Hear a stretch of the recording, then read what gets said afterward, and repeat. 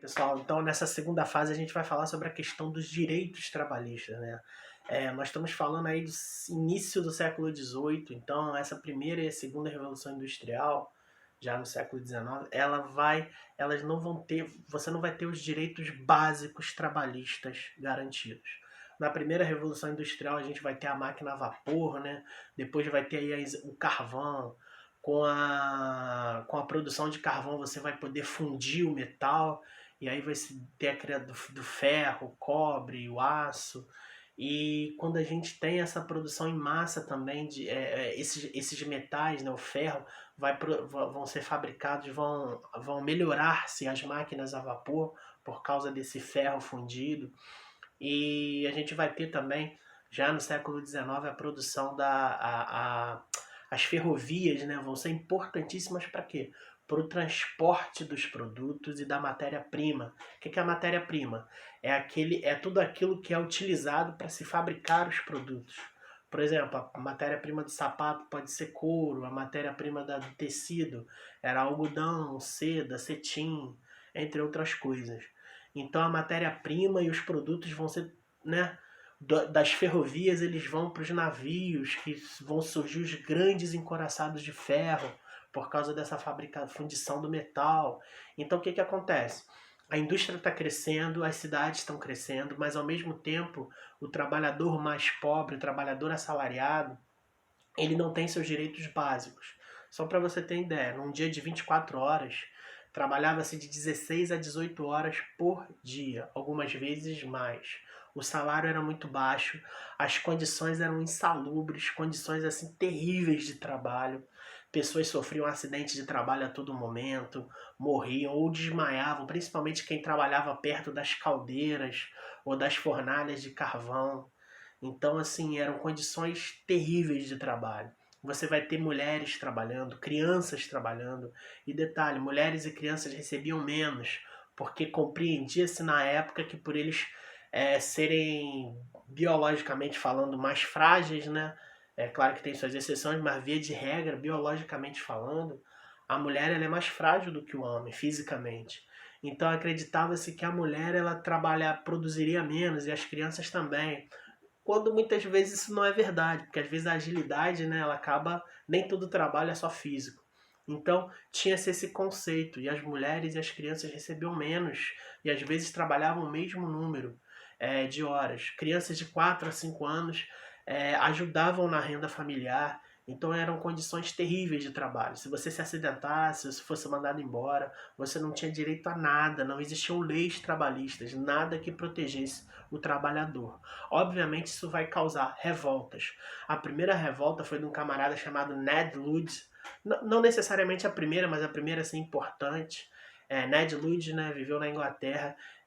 Ele vai criar um movimento que é o movimento dos luditas, ou dos ludistas. É interessante que os ludistas eles vão atacar as máquinas. Eles vão entender que as máquinas elas estão tirando o emprego, né, do trabalhador. E obviamente eles não atacam só as máquinas, quebram, depredam, mas também atacam e muitas vezes matam os donos dessas máquinas. Então a gente tem esse movimento ludita, que é um movimento de caráter mais revolucionário, de ação, de até violência, né? E nós vamos ter também o movimento, o cartismo. O cartismo já é um movimento diferente. Ele busca não só os direitos trabalhistas, como o movimento ludista buscava, mas o cartismo também ele vai buscar maior participação política. Por quê? Se eu tiver mais gente da classe trabalhadora, proletariado, toda vez que você ouvir proletário, está se referindo à classe trabalhador, trabalhador assalariado. Toda vez que você... perdão. Se eu tiver mais políticos na classe trabalhadora, eu vou ter mais direitos para o trabalhador. Então o cartismo ele vai ser um movimento mais organizado, né? E ele era baseado em 6 medidas. Né? Que medidas são essas? A proibição do trabalho infantil, redução de trabalho de 16 para 8 horas, a regulamentação do trabalho feminino, as folgas no fim de semana, não existia folga, o cara trabalhava de domingo a domingo, e a criação de salários compatíveis com o que o cara fazia. O cara trabalha, faz determinado serviço, ele tem que ganhar determinado salário.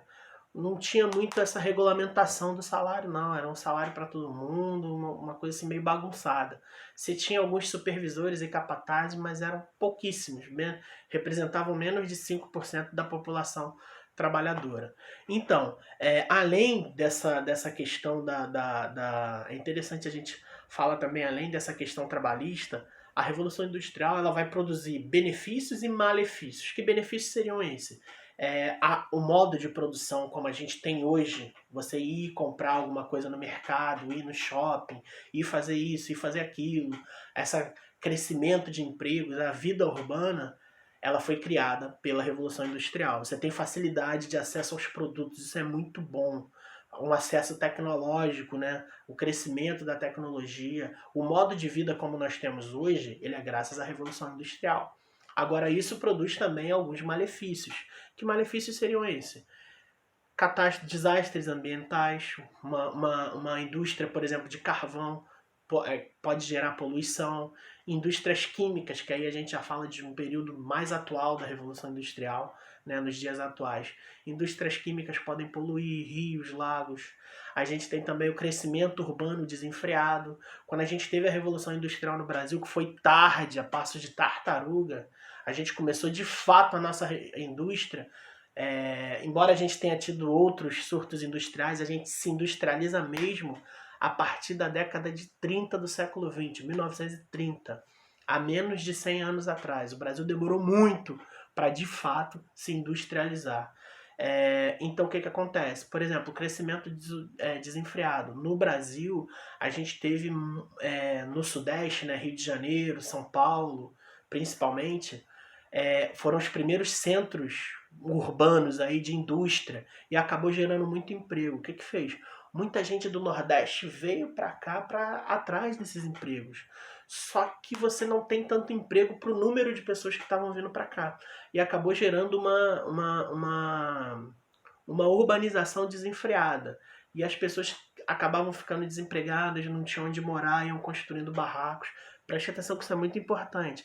Isso não quer dizer que os nordestinos sejam responsáveis pelas comunidades. Já existia favela aí no Rio e São Paulo antes desse êxodo, tá? A favela ela vem, muito antes da década de 30.